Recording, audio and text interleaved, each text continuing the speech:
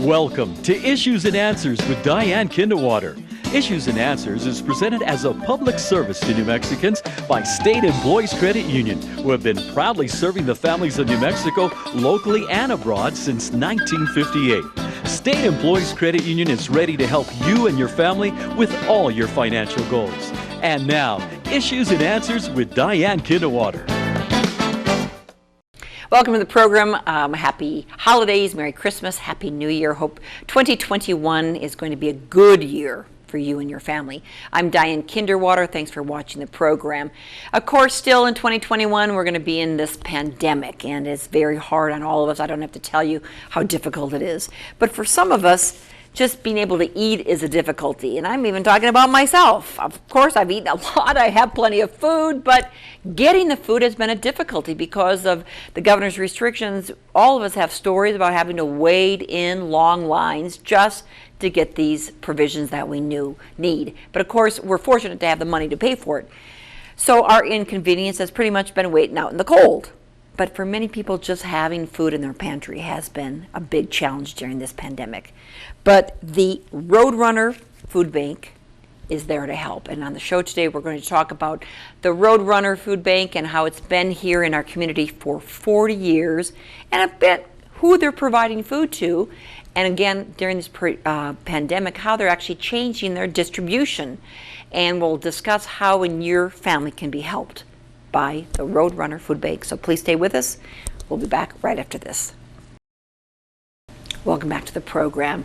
Again, we discussed the pandemic and the need for food on our tables. It's difficult just to get, not only to pay for. If you've lost your job, you certainly know that.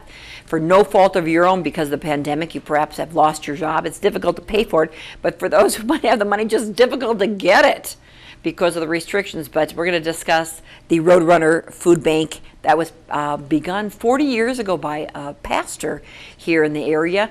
And we'll see how it's changed during the pandemic. And that's good news for you. Thank you so much, Sonya Warwick, who is the communications officer for the Roadrunner. Well, thank you for having us on today, and we appreciate the opportunity to come and educate people about our work and, hunger and what that means right now during the pandemic, for sure. 40 years of providing food, and again, tell me about this beginning. Of course, we are a nonprofit organization, and we reach 16 counties directly in the course of the state. There are 33 counties, for those of you who want to take a few minutes to go count them all up, and the remaining 17 are served by 4 additional food bank partners that we also work with. And at Roadrunner Food Bank, we've been around since late 1979. We started our operation in 1980, and we really started basically by our founder, who was distributing food out of the trunk of his car, and it was actually corn at that time, and so that's why you often see corn depicted in our logo. Who is it, the founder? Yeah, so our founder was Reverend Titus Scholl, and he founded the food bank actually because he heard about this national movement that was taking place by the first food bank founded in the world in Phoenix, Arizona. He learned about what they were doing. He went and met with their founders and others who wanted to kind of take this work and move it forward. And at that time, the national organization that it created was called America's Second Harvest, which is now known as Feeding America. And Feeding America has relationships with 200 food banks, just like Roadrunner Food Bank, and every community that is serving every single county in the United States of America. And the minister, Reverend, started out of the back of his car, and I understand you provide through the years, Yes. the Roadrunner, to food pantries, to soup kitchens, shelters. We'll discuss all of those, but now it's kind of back to providing it out of the car. It's because kind of this of pandemic. It's come around full circle. I was just thinking that as you were saying that. Yeah, most definitely. We have had to change a lot of things about our operations in this time. It's impacted sources of food we get. It's impacted volunteers that are able to come and volunteer with us. And it's impacted how we distribute food. Pre-pandemic, it was important for us to provide clients or people visiting food lines a choice where they could walk and pick items in a farmer's market style, select those items that work for their household, take those items home, and then prepare meals with them. Well, the pandemic changed all of that. We've had to go back to a box distribution model. So much of the food that is being handed out right now is all coming pre-boxed. And we take that to different locations. Right now we're operating a distribution weekly at Expo New Mexico and a few other places across the state where people drive through, they open their trunk or their back seat, we place those food boxes in there, they drive away and take that food home. So to your point about it coming full circle, it sure has. You're doing that every, Tuesday at the Expo? Yeah. State Fairgrounds, Expo New Mexico? That's correct. Tuesday So- at 9 o'clock, 10 o'clock? 9 o'clock is the start time, and of course, gates open at 7 in the morning at Expo New Mexico, so we have had clients lining up very early to receive that food that starts being handed out at 9 o'clock. And on a weekly basis, we are reaching about 750 households at that distribution every single week, and we have been doing that since the start of the pandemic. Thanksgiving, we held our largest distribution in history. We served over 1,500 households at that one distribution, and at that particular point, we were partnering and we were doing the distribution at UNM, and we had clients tell us they had started waiting in line at 3 o'clock in the morning to receive that food. Did you run out either of those on that We day? actually resupplied it. So if you can imagine, our fleet is big, huge semis or tractor trailers that we basically kept bringing and offloading that food to keep supplying the site at that time. Wow. What in a box of food on a weekly basis do people receive? Yeah, well, right now we actually are distributing, and this comes actually thanks to some of the work that Congress did. It's called the Coronavirus Families to Food Box Program. And it's a mix of different products. So that particular box we receive through contractors who have received that award through USDA, and they distribute that to us, and we distribute that obviously to people in need. And those boxes are made up of things like meat items, things like protein that are in those boxes, fruits and vegetables, dairy product, and it can be a mix of different food items depending on what is available at that particular moment. And a box should feed a family of 4? It depends. We do see at those drive-through distributions where families might be coming together because there's a transportation issue. And so, it will depend how much they receive. And it's usually more than one food box. So if there's 2 families in a car, our volunteers put in a set number of dots on the edge of the car window, and then we know how much food to place on that car once they've registered. How do they prove they're a different family? Yeah, they tell us. So at this point, they say, hi, I've brought my mom today and she's in a different household. And so we'll make accommodations based on that as well.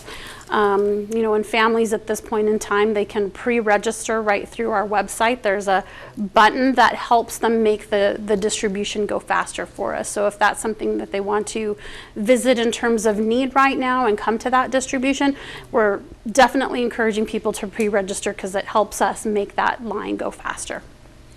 Otherwise, what do you have to do? You just if you wait, you pull up, just give your name. Is it as simple as that, or do you say I pre-registered? What, Sonya? You can, yeah. So you can say I've pre-registered. We look them up in the system. We record that visit, and then they get ready to receive their product in a different part of the food line that they go through.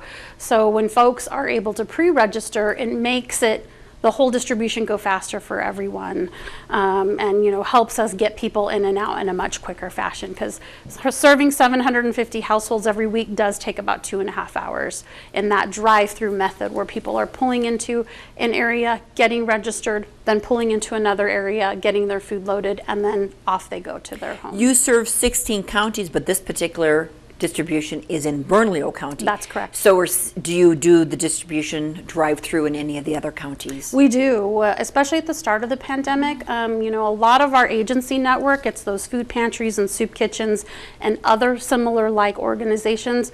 They in fact weren't sure they could do distribution safely, and they said, I think we need to close for a period of time. So our staff had to go into communities, rural and urban, and start distributions when some of those sites, especially in rural communities where there might be just a few of those partners, if we saw that those closures were happening, at the start of the pandemic, we wanted to make sure that we could open a site, and it happened not just here in Bernalillo County, it happened in Luna County, it happened in 2 or 3 additional counties in the southern part of the state. So now we've got many of our organizations that we work with and partners back open, because part of what we had to do was train them how to do things safely. You know, we had to reinvent all of that for the whole network, and get buy-in and making sure that they felt they could do it. Many of these are volunteer-run distributions, for example, and many of them were seniors who came to volunteer. And what happened at the start of the pandemic, we all learned that it impacted and that COVID would impact seniors first or worst. And so that meant a lot of our sites also didn't have the volunteer manpower to run those distributions too. And we still see some of that happening, and we do try to work with each of our locations to keep them open and operating to continue serving those communities. So you have the drive-through all 16 counties? Yeah, we've actually trained a lot of our networks to do this because, if you think about a traditional food pantry, if you're walking into a location to receive food, they can't probably accommodate the number of people they did before the pandemic. So Rio Grande Food Project is one of our partners actually here in Albuquerque. They have done that where they have switched to a distribution that's a drive-through method, for example, at that particular food pantry partner. And that's happening in different communities across the state. There are still agencies, obviously soup kitchens, where people come in and need to have a prepared meal for the homeless population, or maybe that they are setting appointments so that they know how many people they can accommodate inside their location. So it's kind of a mix of all of the above. But before this pandemic, Sonya, you were helping different shelters. I didn't realize that they feed the people at their shelter or their soup kitchen, but I didn't realize the food came from the Some Roadrunner. of it does, yes, some of it does, yeah. And that's really the role of a food bank. Often there's a lot of jargon in, all of our worlds, but there's a lot of lack of understanding of what's the difference between what a food bank does and what a food pantry does, and including me. Before I came to the food bank 12 years ago, I thought, I'm coming to work at a food pantry, this is cool.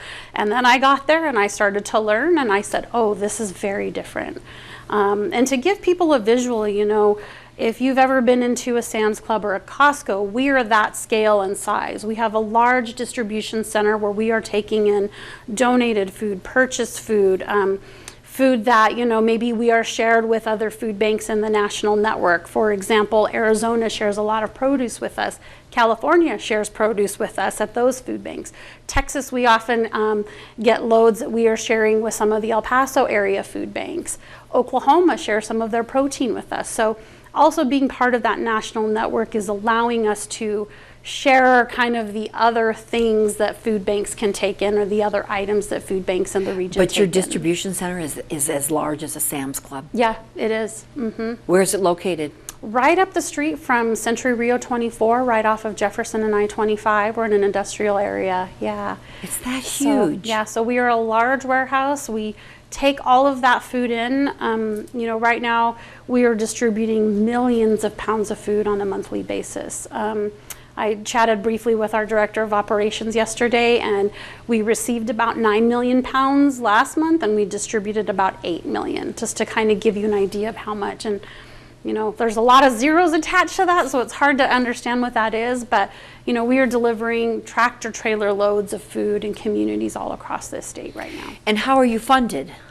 Well, believe it or not, from everyday people who open their hearts and open their checkbooks and write us, a check for $25, $50, $10, $100, or however much people are able to give. But we are primarily funded as a local nonprofit by the gracious gifts that our community gives to us. Do you, of course, with the pandemic different, but do you have an annual fundraiser usually? Yeah, we do. We have a couple of them. Obviously, many of those had to be canceled this year for obvious reasons. And the couple that I'll mention to you, one is known as our annual Super Bowl. It's a soup and dessert sampling event that we host right at the food bank. It typically takes place in January. There's probably 1,200 people who come to that event any given year. There's 40 restaurants who either bring a soup or a dessert for people to enjoy.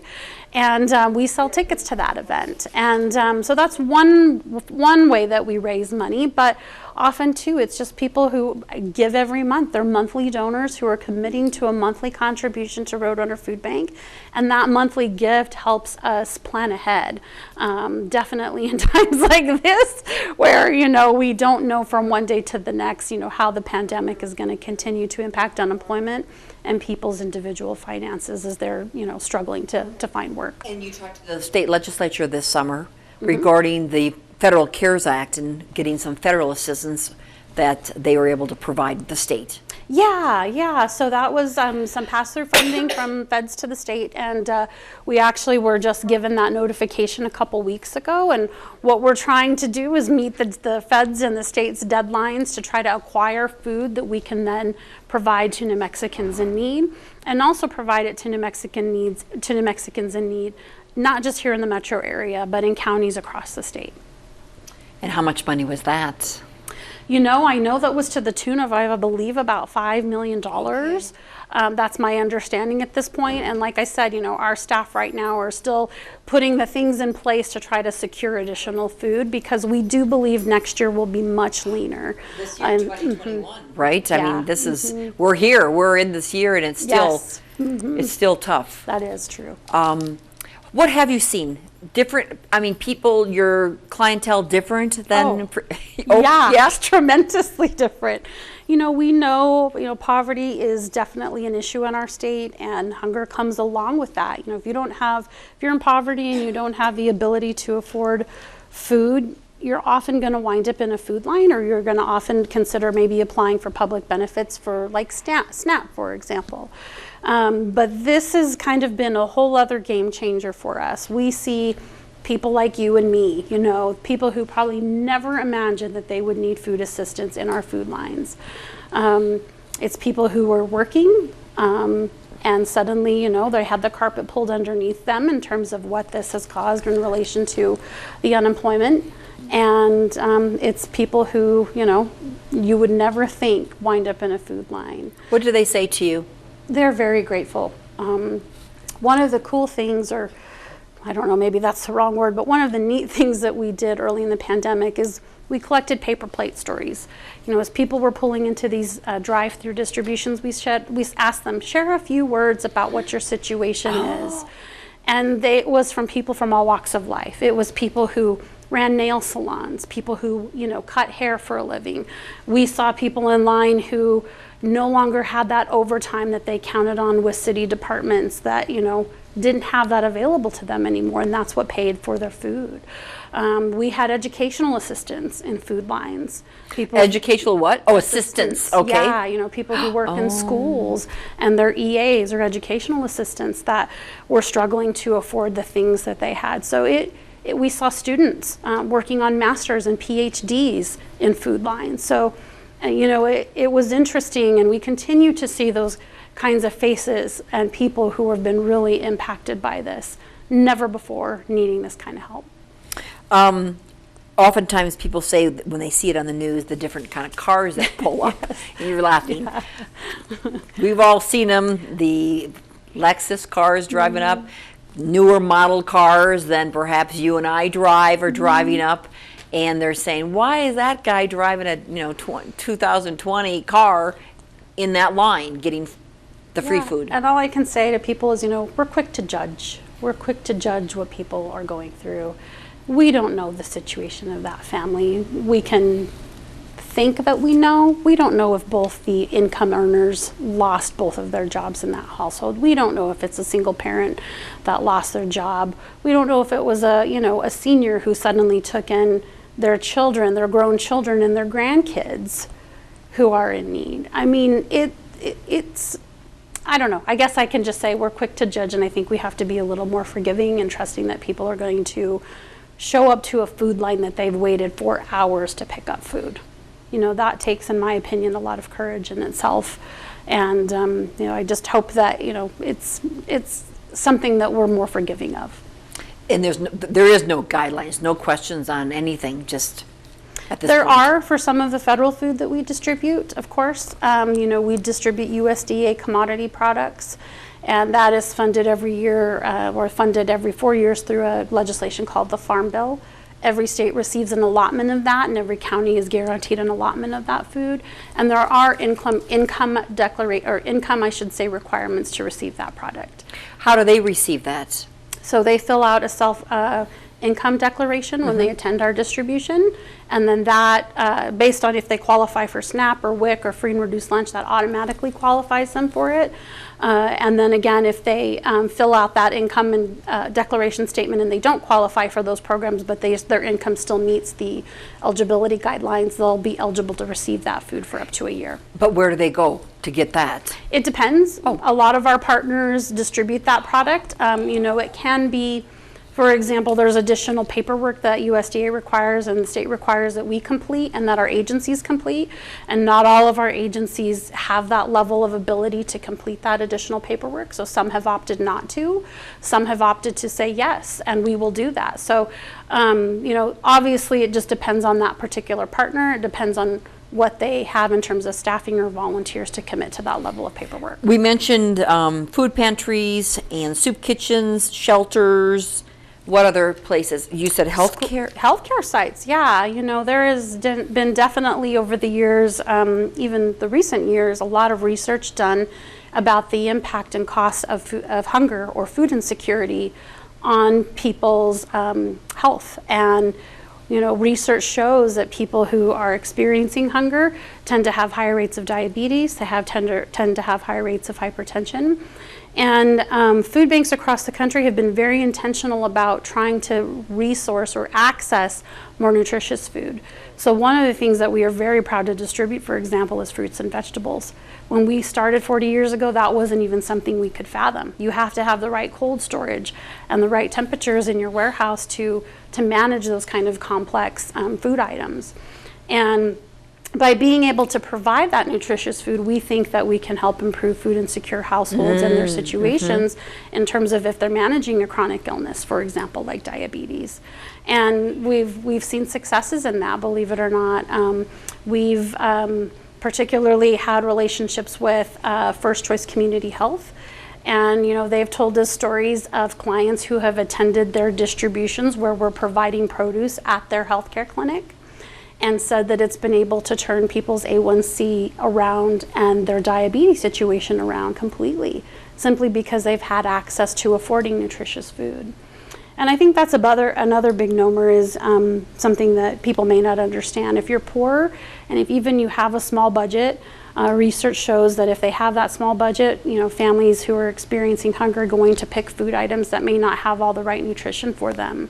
And so it's one way that we can, like I said, make sure that by providing produce, by providing kind of what I would call the healthy plate option, the ability for people to make a life change also for their health.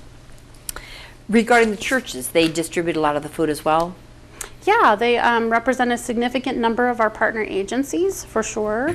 A lot of them are faith-based organizations and all different kinds of faiths that distribute that product, but that's one group as well. We also work through several schools.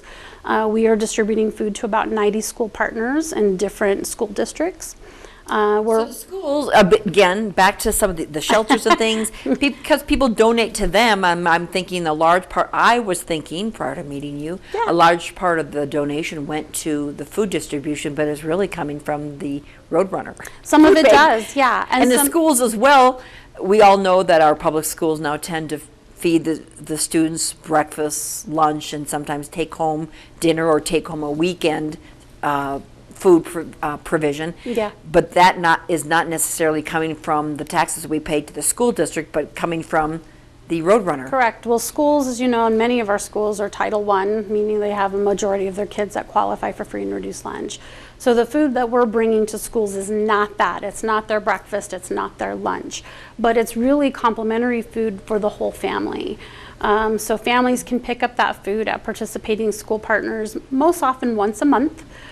Some schools like Garfield, for example, and non-pandemic times, they have a dedicated space at their school where families can come in 2 to 3 times a week. And the idea is really, these are places that families already congregating on a regular basis or coming to for their children's schooling needs on a regular basis. So it's one way that we can add on to to provide supplementary food for them to take home and prepare meals with.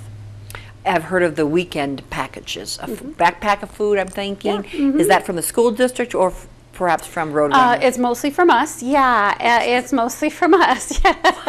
Yeah, and we've shifted that program. It used to be known as the Food for Kids Backpack Program. And like I said, we switched that model where we're providing food that families can take home, 40, 50, 60 pounds of food, and a variety of different food items that include, fruits, vegetables, meat, other food products that the family can take home and prepare meals with. So they access that food right at their school. They pick it up on a regular basis. At their school, they can take it home to prepare. And one of the things that we've done, particularly with some of the school districts, is pair that right now as kids are coming to pick up their free and reduced breakfast and lunch program options for them, for their household. So we've done that together so families only have to come one time, because we know transportation can be an issue for many families, especially low-income families. Oh, you distribute a lot of food. A lot. A lot. Well, what else haven't I touched upon that you'd like to share with the viewers, Sonya? Just that, we don't know how long the pandemic will be with us, and unemployment will remain high, and the longer that happens, the more financial strain that people will be recovering from. And so this is not going to be, over any time quickly, and families will need time to recover financially from this. And I think local economists I read in the Albuquerque Journal last summer estimate that it'll be 3 or 4 years for our economy to recover from this, which means people will need that amount of time to recover from this. And so they'll lean on, food distribution partners of ours. They'll lean on the food bank. They'll, probably need increases to federal nutrition programs in terms of things like SNAP and WIC and other programs that help also supplement food for those families who are struggling right now. And if people are interested in making a contribution to the Roadrunner, what do they need to do? So there's definitely 3 ways they can give. They can give time, they can give food, or they can give funds. All 3 are needed in making our work possible. And they can look at your website to find most all that. definitely. Sonya Warwick, thank you for all that you're doing. Thank our donors. Thank our volunteers. Thank the volunteers and the donors for the Roadrunner. Thanks for watching the program. We'll see you next time. Good luck. Bye-bye.